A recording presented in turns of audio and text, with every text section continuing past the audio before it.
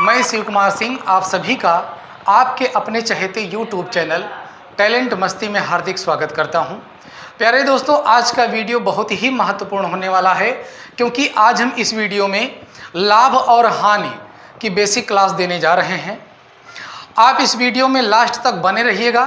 यदि आपको हमारा ये वीडियो पसंद आता है तो आप हमारे इस वीडियो को लाइक कीजिएगा, शेयर कीजिएगा, कमेंट कीजिएगा और हमारे इस चैनल को सब्सक्राइब कीजिएगा।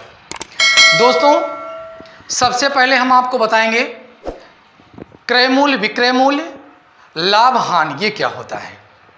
उसके बाद इन पर जो सूत्र होते हैं उनके बारे में जानकारी देंगे। उसके तुरंत बाद कुछ प्रश्नों को हल करके हम आपको दिखाएंगे।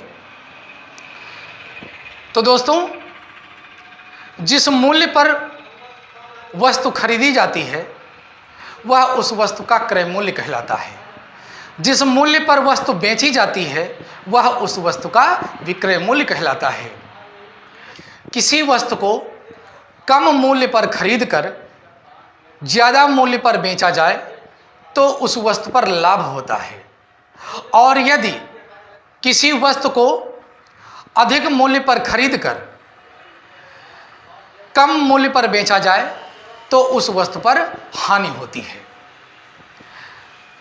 अब हम आपको सूत्रों के बारे में जानकारी देंगे। पहला सूत्र, लाभ बराबर विक्रय मूल्य माइनस क्रय मूल्य। दूसरा सूत्र, हानि बराबर क्रय मूल्य माइनस विक्रय मूल्य। तीसरा सूत्र, परसेंट लाभ बराबर लाभ गुणे 100 बटे क्रय मूल्य। चौथा सूत्र,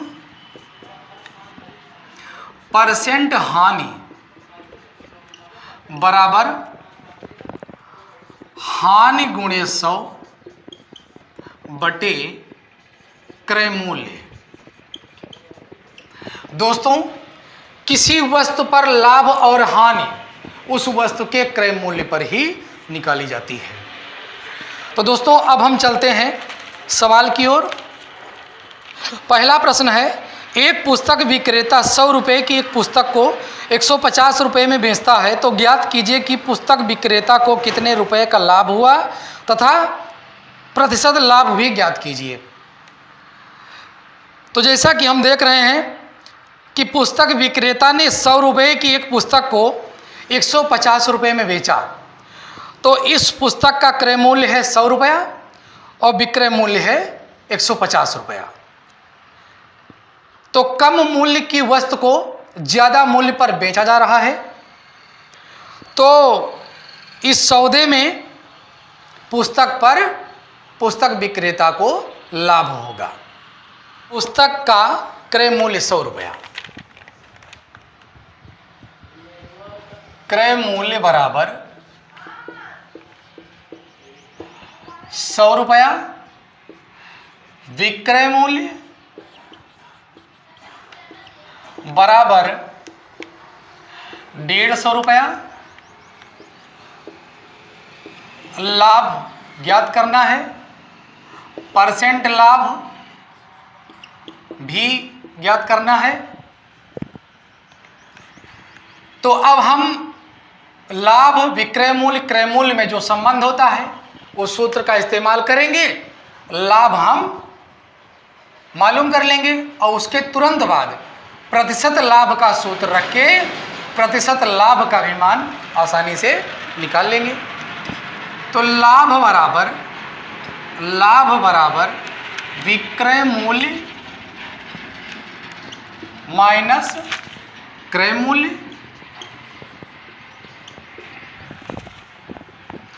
बराबर विक्रय मूल्य है 150, क्रय मूल्य है 100, तो ये आ गया 50 रुपया। 50 रुपये का लाभ पुस्तक बेचने पर पुस्तक विक्रेता को हुआ है।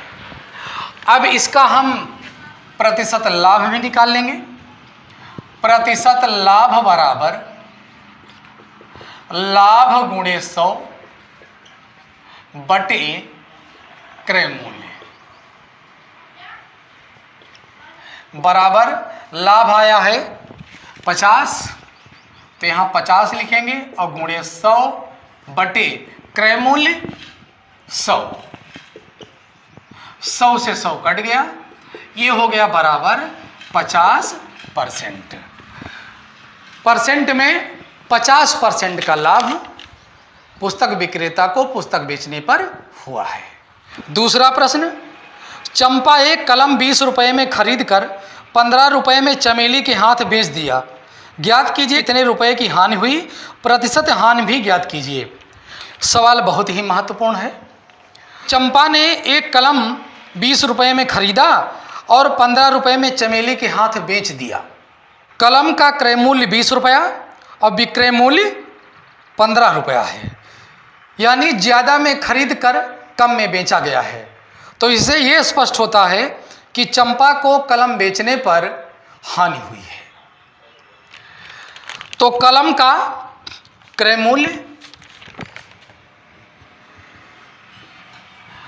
मूल्य बराबर 20 रुपया, विक्रय मूल्य 15 रुपया, हानि निकालना है, क्वेश्चन मार्क लगा देंगे। परसेंट हानि निकालना है तो यहाँ पर क्वेश्चन मार्क लगा देंगे। हानि विक्रय मूल्य क्रय मूल्य में जो संबंध होता है उस सूत्र का इस्तेमाल करके हम हानि निकाल लेंगे। हमें मालूम हो जाएगा कि कितने रुपए की हानि हुई है, और जब ये मालूम हो जाएगा तो उसके तुरंत बाद प्रतिशत हानि का सूत्र रख के हम परसेंटेज में बता सकते हैं कि कितने परसेंट की हानि हुई है। हानि बराबर क्रय मूल्य माइनस विक्रय मूल्य। क्रय मूल्य 20, विक्रय मूल्य 15, अगली लाइन में हो जाएगा 5। तो 5 रुपए की हानि हुई है।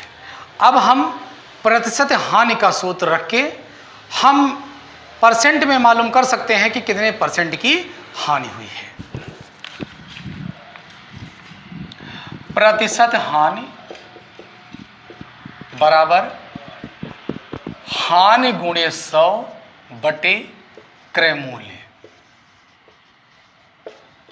बराबर हानि 5 रुपए का हुआ है तो यहाँ पर लिख देंगे 5 और गुणे 100 बटे क्रय मूल्य 20। तो 20 एकम 20 और 20 पंचे 100, ये बराबर हो गया 5 गुणे 5 बराबर 25% की हानि हुई है। तो दोस्तों इस वीडियो में बस यहीं तक।